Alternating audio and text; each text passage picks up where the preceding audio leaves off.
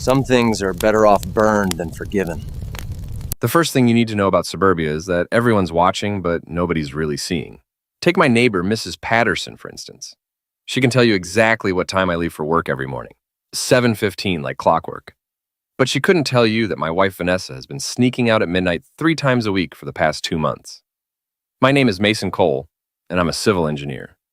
That means I build things that don't fall down, which is more than I can say for my marriage. At 38, I thought I had life figured out. Nice house in North Dallas, decent salary, wife who looked good at company parties. The American dream wrapped in a mortgage and tied with a bow made of carefully maintained lawn. But dreams have a way of turning into nightmares when you're not paying attention. It started with the phone calls. Vanessa would step outside to take them, her voice dropping to that breathy whisper she used to save for me. Then came the new workout routine. Suddenly, my wife, who couldn't be bothered to walk to the mailbox, was hitting the gym twice a day. "It's for my health, Mason," listen, she'd say, adjusting her new sports bra, the expensive kind that cost more than my work boots. "You should try it sometime." I should have known something was wrong when she started wearing perfume to bed. Not the subtle stuff either, but something that smelled like it came with its own spotlight and backup dancers. The revelation came on a Tuesday. I'd forgotten my blueprints and came home early to find Vanessa's car in the driveway and another car I didn't recognize. A custom Mustang with racing stripes and the kind of exhaust system that screamed compensating for something. I didn't burst through the front door like some cliched husband in a soap opera. Instead, I did what any good engineer would do. I gathered data. I walked around to the back of the house and looked through the kitchen window. There was my wife of 8 years pressed against our granite countertop with a man I'd never seen before. He was tall, muscular in that artificial gym rat way, with the kind of tan that came from a bottle. His hands were all over her, and she was making sounds I hadn't heard in years. I stood there for exactly 30 seconds, watching my marriage dissolve in real time. Then I walked back to my car and drove to the office. I had work to do. That evening, Vanessa greeted me with a kiss that tasted like guilt and too much mouthwash. "How was your day, honey?" she asked, her smile bright enough to power the neighborhood. "Educational," I replied, hanging up my jacket. "Yours?" "Oh, boring. I spent most of the day cleaning the house." I nodded, noting the way she avoided eye contact. "Must have worked up quite a sweat. You might want to check the kitchen counter. Looks like you missed a spot."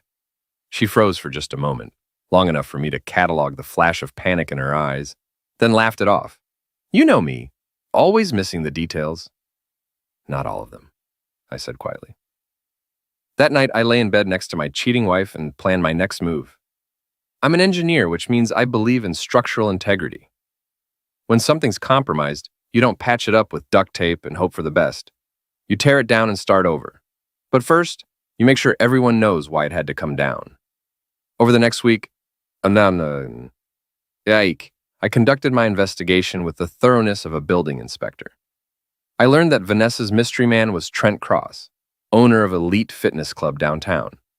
I learned that their affair had been going on for 3 months.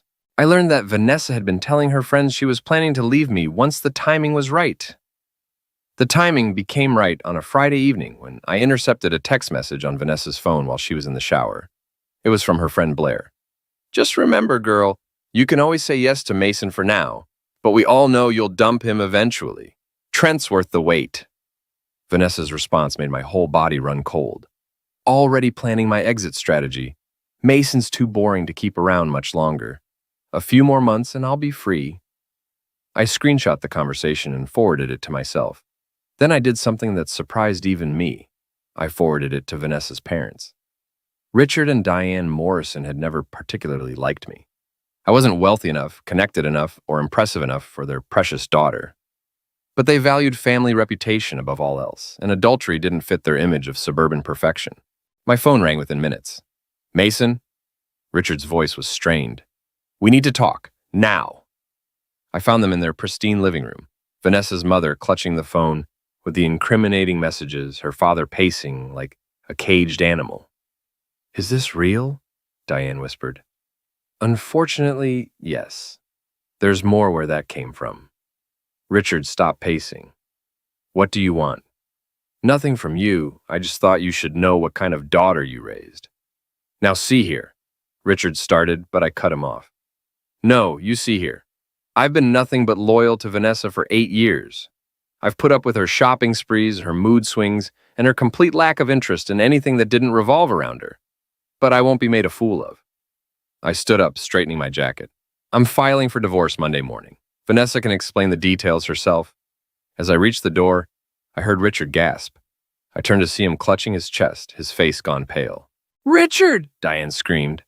I called emergency while Diane tried to help her husband to the couch. The paramedics arrived within minutes, and Richard was rushed to the hospital. Not a heart attack, thankfully, but severe chest pains brought on by stress. By the time Vanessa arrived at the hospital, the whole ugly truth was out. She took one look at her mother's tear-stained face and her father's pale complexion, then turned to me with fury in her eyes. "This is your fault," she hissed. "You nearly ended him." "No," I replied calmly. "Your choices nearly ended him. I just delivered the news." The next morning, I did something that felt both petty and deeply satisfying. I gathered every piece of expensive lingerie Vanessa had bought in the past 3 months, the stuff she'd been wearing for Trent instead of me, and carried it out to our backyard fire pit. The flames turned the silk and lace into ash and smoke, releasing 3 months of lies into the Dallas morning air. I collected the ashes in a decorative gift box we'd received for our wedding. Seemed appropriate somehow. Mrs. Patterson watched from her kitchen window, probably wondering if I'd finally snapped. I gave her a cheerful wave and headed inside to shower. Vanessa came home from the hospital around noon, her eyes red from crying. She found me in the kitchen, calmly eating a sandwich. "We need to talk," she said.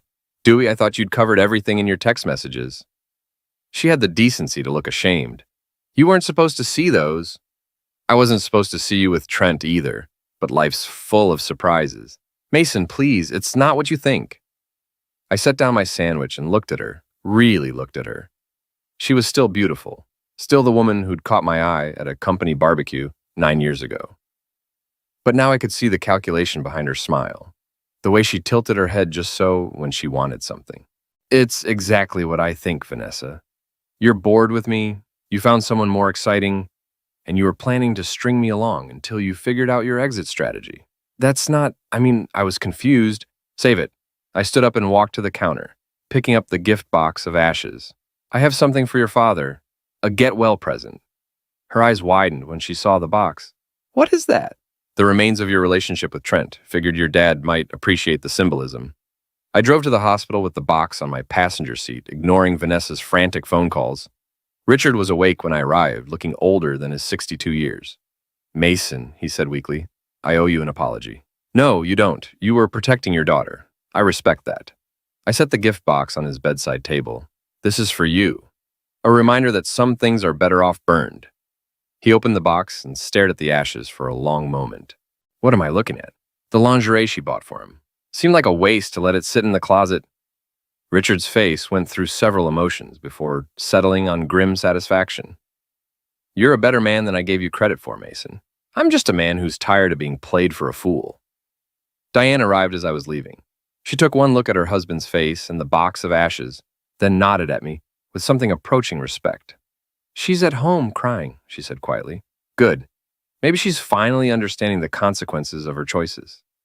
But consequences in suburbia don't stay private for long. By evening, the whole neighborhood was buzzing with rumors.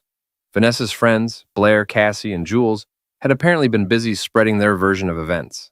According to them, I was the villain. I was controlling, suspicious, and had caused Richard's hospitalization through my cruel behavior. They painted Vanessa as the victim of an oppressive marriage, finally finding happiness with a man who appreciated her. The narrative might have stuck if I hadn't prepared for it. I'd spent years listening to Vanessa's phone calls with her friends, cataloging their own marital problems and indiscretions. Blair was having an emotional affair with her personal trainer. Cassie was hiding shopping debts from her husband. Jules had been lying about her son's grades to get him into private school. I had dirt on all of them, carefully documented and verified. If they wanted to play the gossip game, I was ready to play it better. The first move was fired at the neighborhood coffee shop on Sunday morning. I was buying my usual dark roast when Blair approached me with her fake concerned expression. "Mason, honey, we're all so worried about you. This whole situation with Vanessa, you mean her affair with Trent Cross?" Blair's smile faltered. Well, that's such an ugly word. It's an ugly situation, but not as ugly as married women encouraging their friends to cheat while they're sending intimate messages to their own personal trainers. The coffee shop went dead quiet. Blair's face turned the color of her expensive highlights. I don't know what you're talking about, she stammered. Sure you do. His name's Derek, right? The one with the tribal tattoos?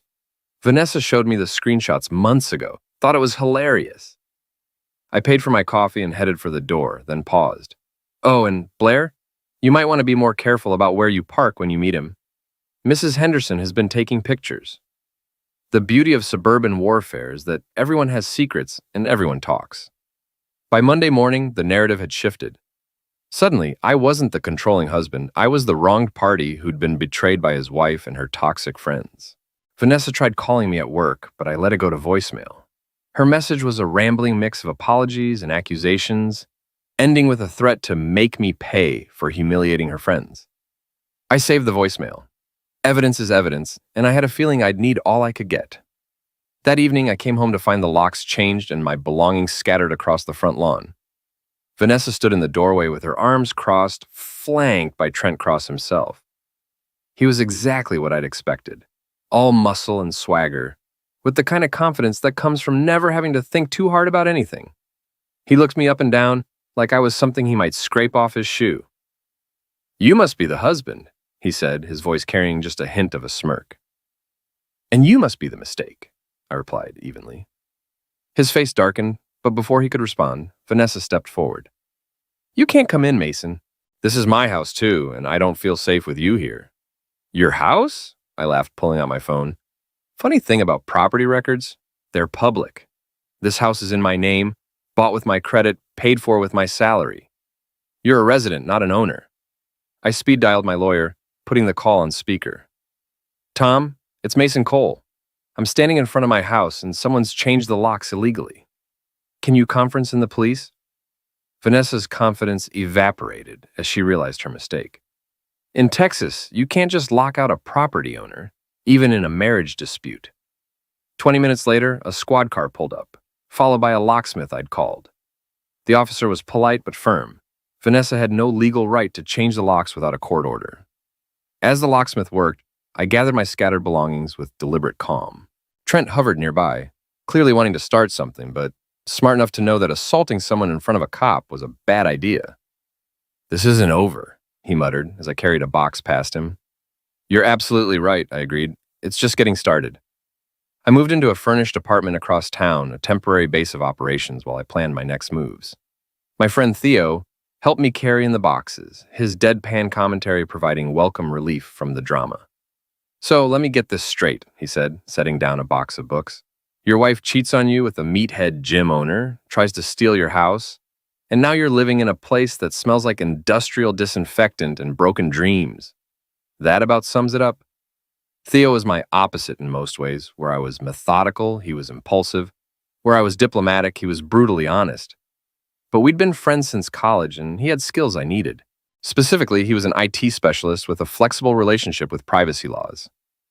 What's the plan? He asked, cracking open a beer from my mini fridge. Information gathering. I need to know everything about Trent Cross and his relationship with Vanessa. Finances, timeline, who else knows about it? Legal information gathering, I hope. Completely legal. Public records, social media, maybe some old-fashioned surveillance. Theo grinned. Now you're talking my language. We started with the basics. Trent's gym was heavily mortgaged, with several liens against the property. His personal finances were a mess.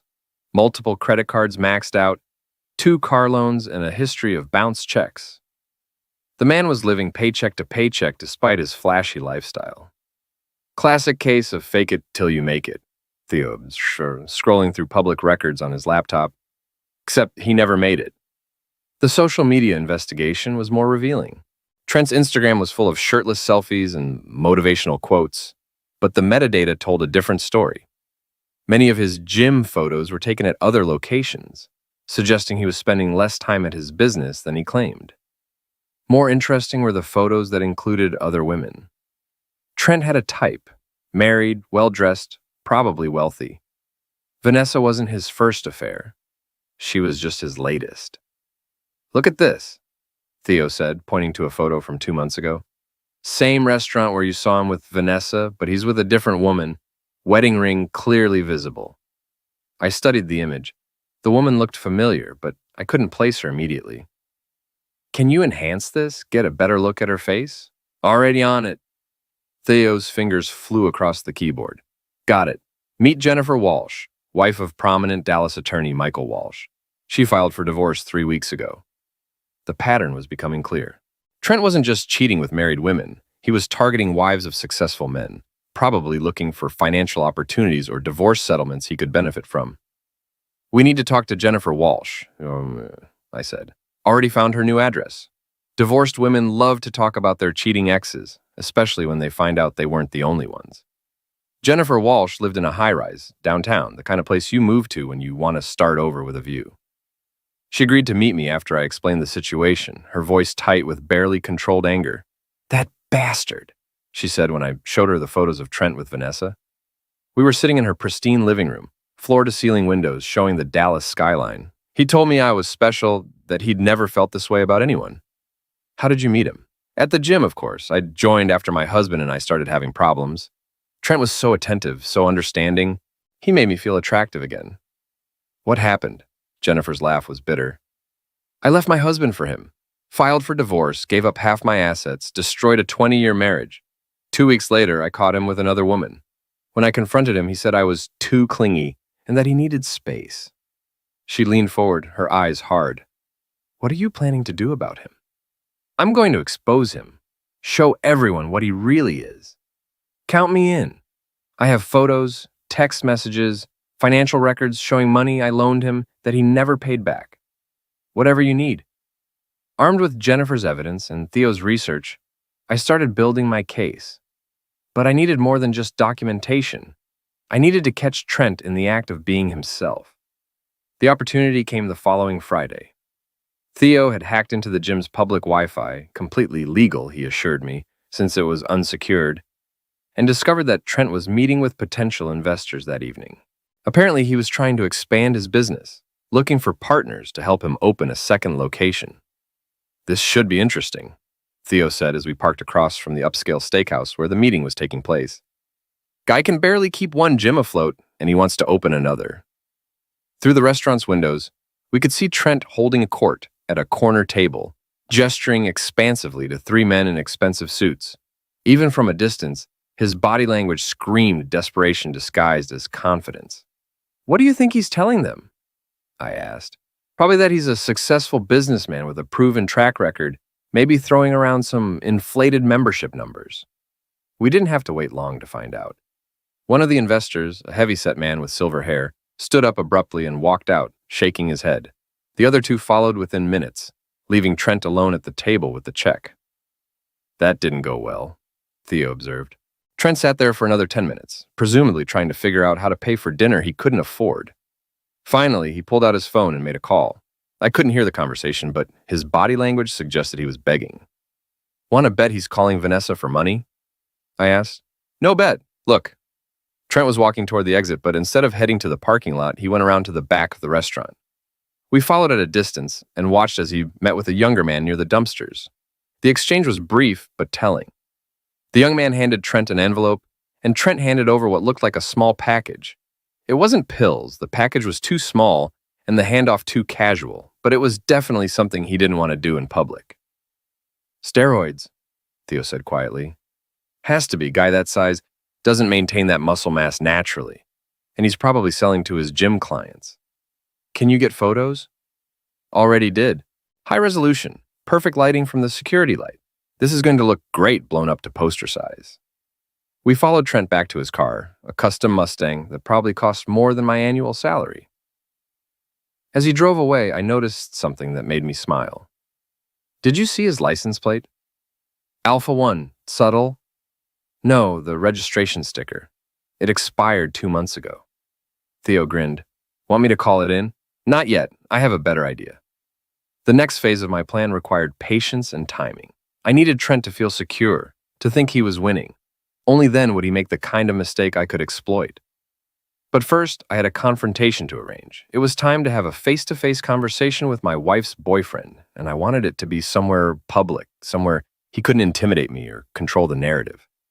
The opportunity came 3 days later when Vanessa posted on social media about a romantic dinner at an expensive restaurant downtown. The photo showed her hand reaching across a table towards someone just out of frame, but the location tag made it clear where they were. I put on my best suit and made a reservation. The restaurant was the kind of place where they brought you 7 different forks and expected you to know which one to use for the fish course. I arrived early and requested a table with a clear view of the dining room, telling the hostess I was waiting for business associates. Trent and Vanessa walked in 20 minutes later, his hand possessively on her lower back as they followed the maitre d' to their table. She was wearing a red dress I'd never seen before, probably bought with money from our joint account. They were seated 3 tables away, close enough for me to observe but far enough to avoid immediate detection. I ordered wine and settled in to watch the show. Their body language told the whole story.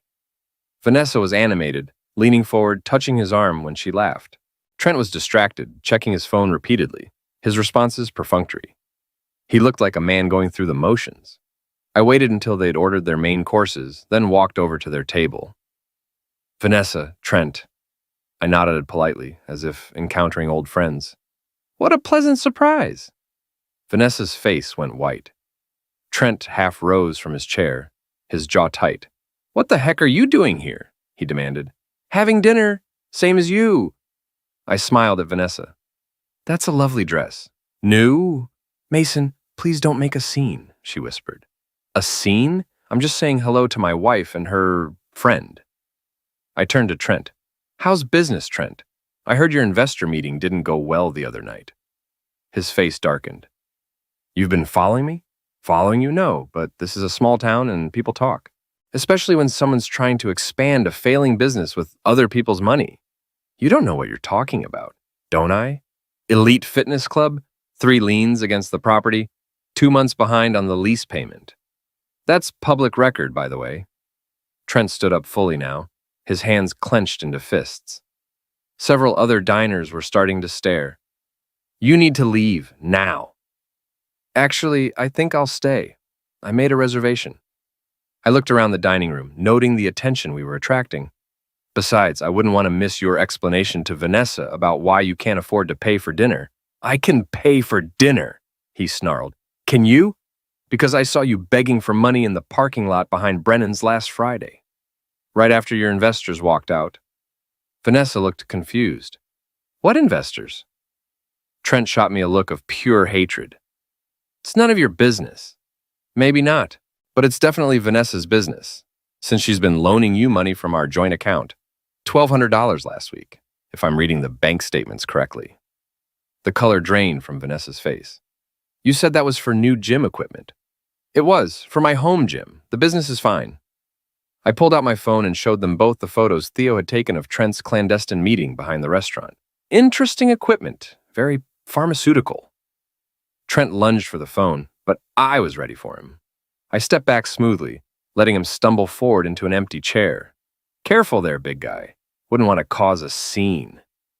The restaurant manager appeared at our table, his expression professionally concerned but firm.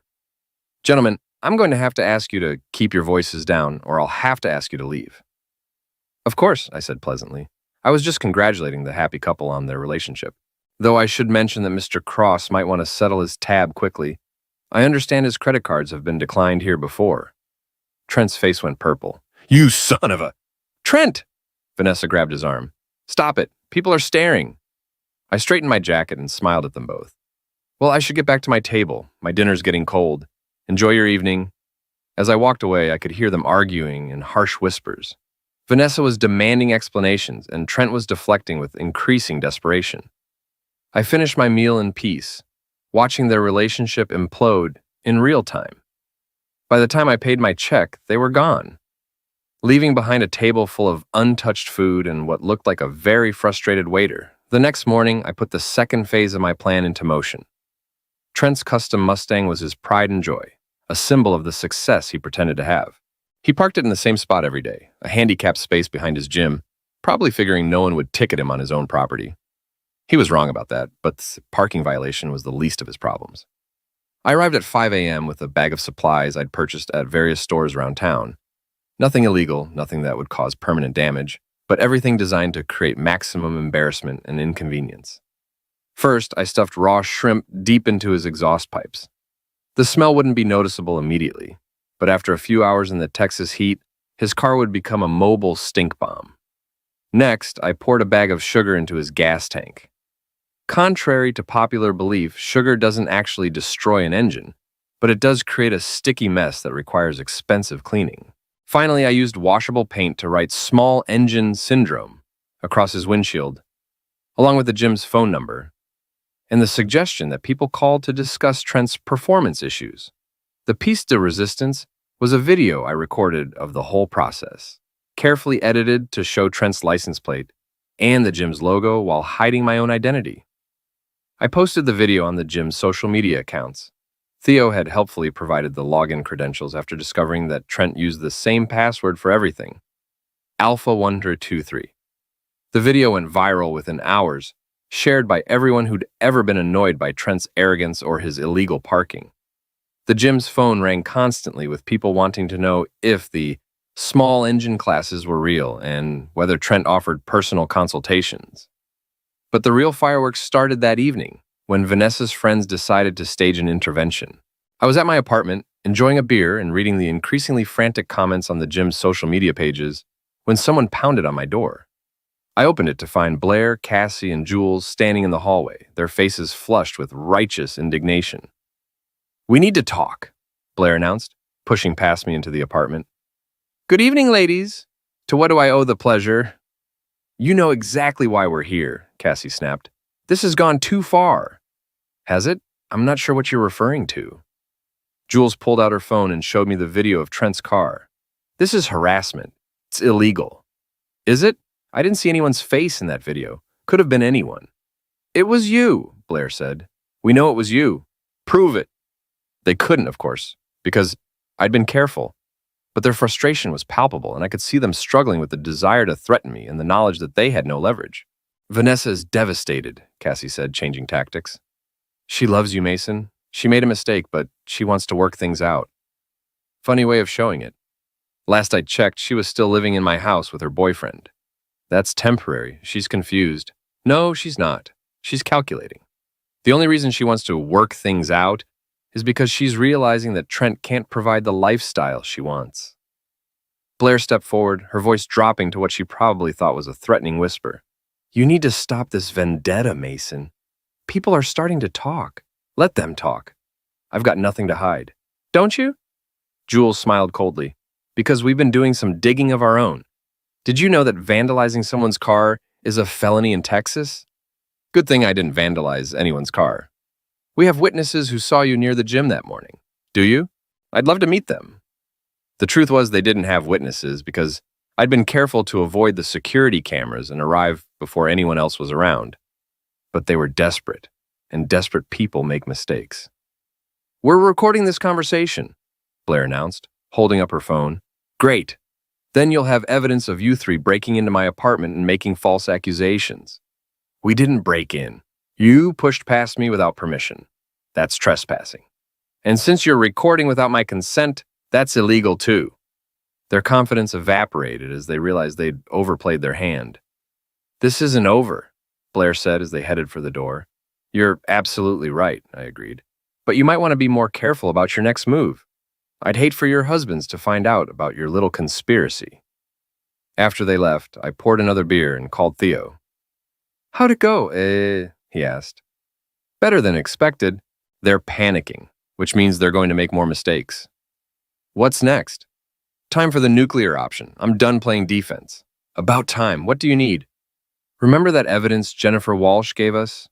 I think it's time to share it with a wider audience." The beauty of social media is that truth travels just as fast as lies, and sometimes faster. I'd been patient, methodical, building my case piece by piece. But Vanessa's friends had forced my hand with their amateur intimidation tactics. It was time to go public. I started with Facebook, creating a post that was carefully worded to avoid any legal issues while maximizing embarrassment for everyone involved. It's been an interesting few months, I wrote. I've learned a lot about friendship, loyalty, and the importance of choosing your associates carefully. For instance, did you know that some fitness instructors supplement their income by selling pharmaceutical enhancements to their clients? Or that some marriage counselors think the best way to fix a relationship is to encourage infidelity? I attached the photos Theo had taken of Trent's parking lot transaction, along with screenshots of the text messages Jennifer Walsh had provided showing Trent asking her for money to invest in their future together. The post exploded within hours. Comments poured in from neighbors, coworkers, and casual acquaintances, all expressing shock and support. But more importantly, other women started coming forward with their own stories about Trent. Sarah Martinez, whose husband owned a chain of auto repair shops, admitted that Trent had pursued her aggressively before she shut him down. Lisa Chen, a real estate agent, revealed that Trent had asked her for investment advice while trying to get her alone at the gym. A pattern emerged of a man who targeted successful married women, not for love or even lust, but for financial opportunity. He was a predator in designer workout clothes. Vanessa tried to control the damage, posting her own response that painted me as a bitter ex-husband who couldn't accept that she'd found happiness. But her credibility was shot, and the comments on her post were brutal. "Happiness with a steroid dealer?" wrote one of her former friends. "How much money did you loan him?" asked another. "Girl, you traded a good man for a con artist. That's not happiness, that's stupidity." The coup de grace came when Jennifer Walsh decided to share her own story publicly, posting a detailed account of her relationship with Trent, complete with financial records showing the money she'd lost and the lies he'd told. "Mason Cole is a good man who deserves better," she wrote. "I wish someone had warned me about Trent Cross before I destroyed my marriage for him. Don't make my mistake." By the end of the week, Trent's gym was hemorrhaging members, and Vanessa was facing uncomfortable questions from everyone she knew. But they weren't finished fighting. The counterattack came on a Saturday morning when I was having coffee with Theo, planning our next move. My phone rang, and I recognized the number as belonging to Vanessa's cousin Mark, a lawyer who specialized in intimidating people with more bluster than legal knowledge. "Mason, this is Mark Morrison. We need to talk." "Hello, Mark. How's the family law practice?" "This isn't a social call. You need to stop this harassment campaign against my cousin and her friend, or we're going to take legal action." "What harassment campaign?" "You know exactly what I'm talking about. The social media posts, the vandalism, the stalking." "I haven't harassed anyone, Mark. I've shared factual information about public figures who inserted themselves into my life. That's protected speech." "Bees, you've been following them, taking pictures, posting lies." "Prove their lies, I'll wait." There was a long pause. Mark was smart enough to know that truth was an absolute defense against defamation claims, but arrogant enough to think he could intimidate me anyway. "I'm filing for a restraining order," he said finally. "On what grounds?" "Harassment, stalking, threatening behavior. You'll need evidence for that. Witnesses, documentation, proof of actual threats." "Do you have any of that?" Another pause. "I have witnesses who saw you at the restaurant confronting them." "You mean the public restaurant where I had dinner and said hello to my wife?" "That's not stalking, Mark. That's being polite." "What about the car vandalism?" "What about it? Do you have evidence that I was involved? Video footage, fingerprints, anything besides speculation?" "I have—" He stopped, realizing he was about to admit they had nothing. "Here's what you have, Mark. You have a client who cheated on her husband with a con artist, and now she's embarrassed that everyone knows about it. That's not a legal problem. That's a personal problem. This conversation is being recorded. Good. Then you'll have evidence that I've been completely reasonable and haven't made any threats or admitted to any wrongdoing. That should be helpful when you try to explain to a judge why you're wasting the court's time." I hung up and turned to Theo, who'd been listening with amusement. "Think he'll actually file for a restraining order? Maybe, but it won't go anywhere. I haven't done anything illegal, and they can't prove otherwise. What's next? Now we wait. They're going to make one last desperate play, and when they do, we'll be ready." The desperate play came sooner than expected. That evening, I received a text from Vanessa. "Can we meet? I want to talk. Just the two of us." I stared at the message for a long time, considering my options. Meeting with her was risky. She might try to record the conversation or set up some kind of confrontation with Trent, but I was curious about what she had to say. "Neutral location," I texted back. "Coffee shop on Main Street, tomorrow at 2 p.m. Thank you. Oh, I'll be there. I arrived early and chose a table near the window, with clear sightlines to all entrances. Vanessa walked in exactly on time, looking smaller somehow, less confident than I'd ever seen her. She'd dressed carefully, jeans and a simple blouse, minimal makeup, her hair pulled back in a ponytail. It was the look she used to wear when we were dating, when she was trying to appear approachable and genuine. "Thank you for coming," she said, sliding into the chair across from me. "What do you want, Vanessa?" "I want to apologize for everything. The affair, the lies, the way I treated you." "Okay. Apology noted." She looked hurt by my flat response. "And is that it? Don't you want to know why?" "I know why. You were bored, he was exciting, and you thought you could have both until you figured out which one could give you a better life. That's not—" She stopped, her shoulders sagging. "Okay, maybe that's part of it, but it's more complicated than that." "It really isn't. I made a mistake, Mason. A huge mistake. Trent isn't who I thought he was. No kidding. He's been using me. For money, for connections, for credibility. I was just another mark. And you're telling me this because—" She leaned forward, her eyes bright with tears that might have been genuine. "Because I want to come home. I want us to try again." I studied her face, looking for any sign of sincerity. What I saw was calculation, desperation, and the dawning realization that she'd bet on the wrong horse. "What about Trent?" "It's over. I ended it yesterday." "Did you? Or did he end it when he realized you couldn't help his career anymore?" Her silence was answer enough. "Here's the thing, Vanessa. Even if I believed you were sorry, which I don't, it wouldn't matter. You didn't just cheat on me. You humiliated me, stole from me, and tried to turn our friends against me. That's not a mistake, that's a choice. A series of choices. People can change. Can they? Because last week your friends were threatening me, and your cousin was talking about restraining orders. That doesn't sound like someone who's sorry." She was crying now, mascara running despite her minimal makeup. "What do you want from me? What can I do to fix this?" "Nothing. There's nothing you can do, because I don't want to fix it. I want it to stay broken." I stood up and dropped a $5 bill on the table for my coffee. "Good luck with whatever comes next, Vanessa, but it won't be with me." As I walked away, I could hear her sobbing behind me. I felt a moment of something that might have been pity, but it passed quickly. She'd made her choices, and now she had to live with the consequences. But I wasn't naive enough to think it was over. Desperate people do desperate things, and Vanessa was nothing if not desperate. The final confrontation was coming, and I wanted to be ready for it. The annual Meadowbrook Estates block party was scheduled for the last Saturday in October, a tradition that brought together all the neighborhood families for an evening of forced socialization and competitive casserole displays. Under normal circumstances, I would have avoided it entirely. But these weren't normal circumstances. Theo had intercepted communications between Vanessa and her remaining allies. Apparently, they were planning something they called Operation Vindication, which sounded like the kind of dramatic nonsense that suburban housewives thought was clever. "They're planning to ambush you at the block party," Theo explained, showing me the screenshots he'd captured from Blair's phone. "Public confrontation, probably recorded, designed to make you look unstable." "What kind of confrontation?" "Looks like they're going to accuse you of stalking and harassment in front of everyone, then try to get you to lose your temper. Classic setup." I studied the messages, noting the careful planning and coordination. They'd even recruited some of the other neighbors, people who didn't know the full story but were willing to believe that I was the villain in this domestic drama. "They're underestimating me," I said finally. "Are you sure about that? Because this could get ugly fast." "It's going to get ugly regardless, but I'd rather control the narrative than react to theirs."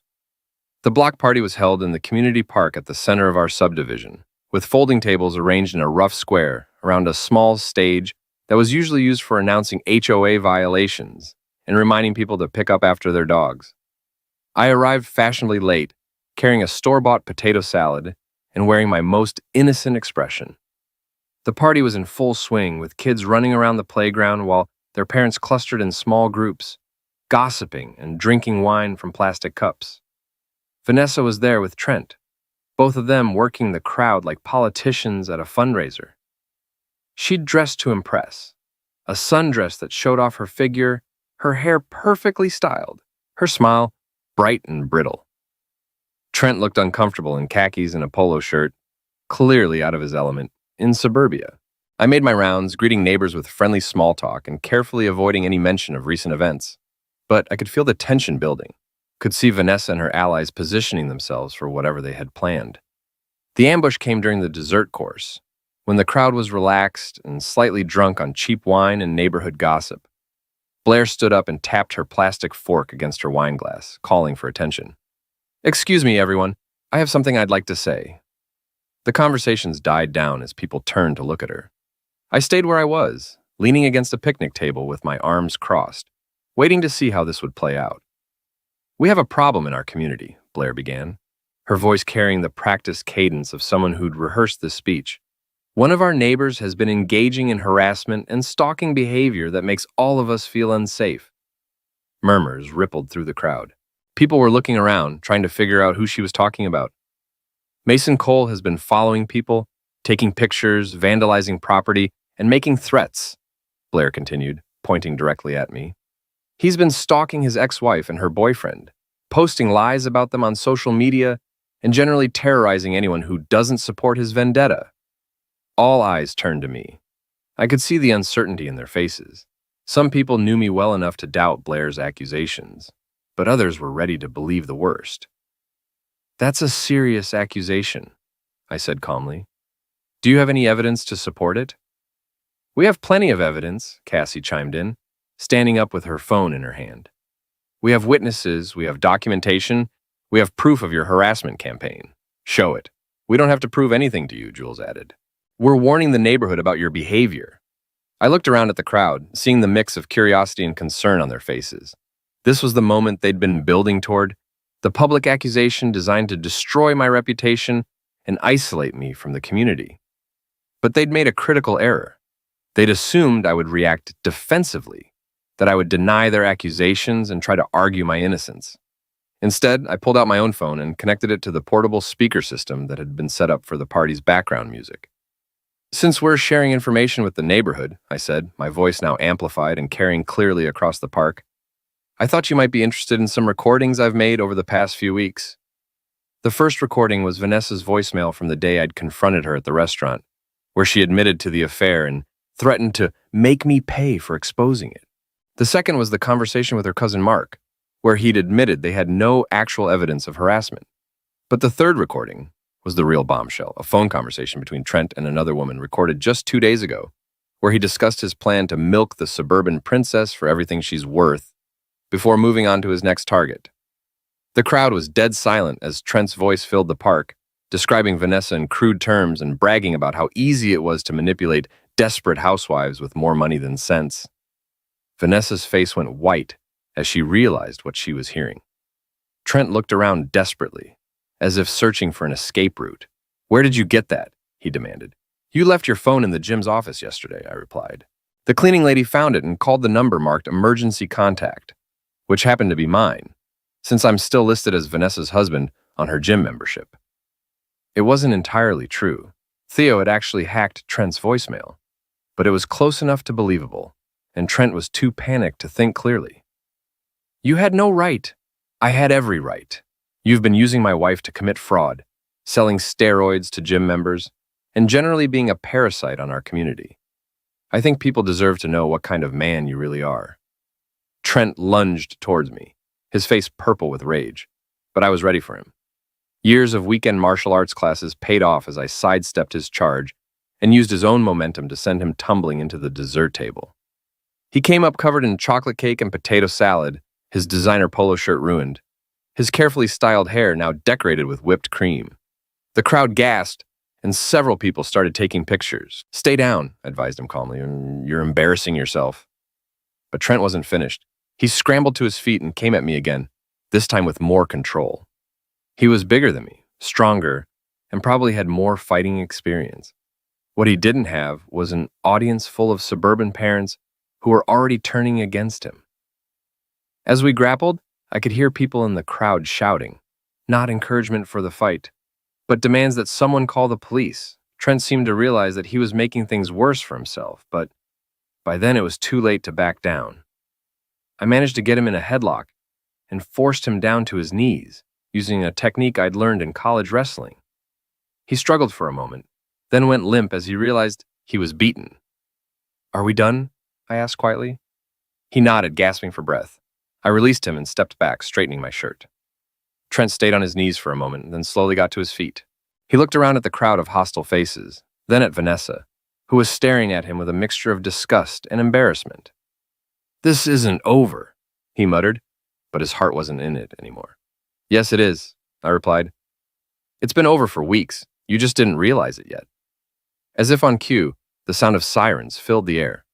Someone had indeed called the police, and 2 squad cars were pulling up to the park. The officers who responded were the same ones who'd dealt with the house lockout incident weeks earlier, and they recognized both me and Vanessa immediately. "What's the situation here?" the senior officer asked, looking around at the crowd and the destroyed dessert table. "Domestic dispute that got out of hand," I explained. "Mr. Cross here assaulted me, and I defended myself." "That's not what happened," Trent protested. "He's been stalking us, harassing us." "Do you have any evidence of stalking or harassment?" the officer asked. Trent looked around desperately at Blair, Cassie, and Jules, but they were all staring at their phones, probably trying to figure out how to distance themselves from the situation. "We have recordings," Blair said weakly. "Of what?" "Of him talking to us." "Talking isn't harassment, ma'am. Do you have evidence of threats, unwanted contact, or illegal behavior?" The silence stretched out as it became clear that they had nothing but accusations and hurt feelings. "What about the car vandalism?" Vanessa asked desperately. "Do you have evidence that Mr. Cole was responsible for that?" More silence. The officer turned to me. "Do you want to press charges for assault?" I looked at Trent, who was still covered in dessert and looking thoroughly defeated. "No, I think he's learned his lesson." "What about the rest of you? Anyone else want to file a complaint?" No one spoke up. The crowd was already dispersing, people gathering their children and their casserole dishes and heading home with enough gossip to fuel months of neighborhood drama. As the police cars drove away, I found myself standing alone in the park with Vanessa. Trent had disappeared, probably the walking home, since his car was still decorated with the morning's revenge artwork. "I'm sorry," she said quietly. "For which part?" "All of it. The affair, the lies, tonight. You were right about him. I know. What happens now?" I looked at her, really looked at her, for what I knew would be the last time. She was still beautiful, still the woman I'd fallen in love with all those years ago. But I could see the calculation behind her eyes, the way she was already planning her next move, figuring out how to spin this disaster to her advantage. "Now you figure out your own life," I said, "without me." I walked away, leaving her standing alone in the park surrounded by the wreckage of her choices. As I reached my car, I could hear her calling my name, but I didn't look back. The next morning, I woke up in my temporary apartment and realized something had changed. For the first time in months, I felt free. The weight of betrayal and anger that had been pressing down on me was gone, replaced by something lighter, relief. I made coffee and sat on my small balcony, watching the sun rise over Dallas. My phone was full of text messages from neighbors, most of them supportive, a few apologetic for believing the rumors about me. There was one message from Jennifer Walsh. "Saw the video from last night, well done. Trent got what he deserved." And one from Theo. "Dude, you're all over social media. Hashtag Justice for Mason is trending locally. You're famous." But the most satisfying message came from an unexpected source. Richard Morrison, Vanessa's father. "Mason, I owe you an apology. You're a good man, and my daughter is a fool. If you ever need anything, call me." I deleted all the messages without responding and finished my coffee in peace. Later that day, I drove past my old house, our old house, and saw a moving truck in the driveway. Vanessa was loading boxes, probably moving back in with her parents while she figured out her next step. I didn't stop. 2 weeks later, the divorce papers were finalized. Vanessa got half the house's equity and half our savings, as required by Texas law. But she also got half the debt, including the credit card bills she'd run up buying gifts for Trent. Trent's gym closed permanently after losing most of its members and facing investigation by the state health department for steroid distribution. He left town quietly, probably to find new victims in another city. Vanessa's friends, Blair, Cassie, and Jules, found themselves social pariahs in the neighborhood after their role in the harassment campaign came to light. Two of them ended up getting divorced themselves when their own secrets came out in the aftermath. As for me, I bought a smaller house across town and started over. No more suburbia, no more HOA meetings, no more pretending to be someone I wasn't to fit in with people I didn't like. I kept the ashes from Vanessa's lingerie in a small urn on my mantle, not out of bitterness, but as a reminder. Some things are better off burned, and some bridges are meant to stay collapsed.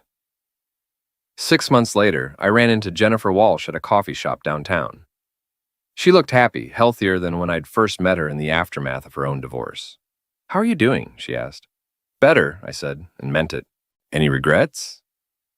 I thought about it for a moment, considering everything that had happened, the betrayal, the investigation, the public humiliation, the final confrontation. Just one. I said finally, "What's that?" "I should have burned more than just the lingerie."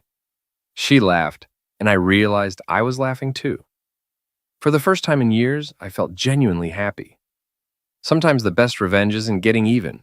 It's getting free. And sometimes when the smoke clears and the ashes settle, you discover that what you thought was the end was actually just the beginning.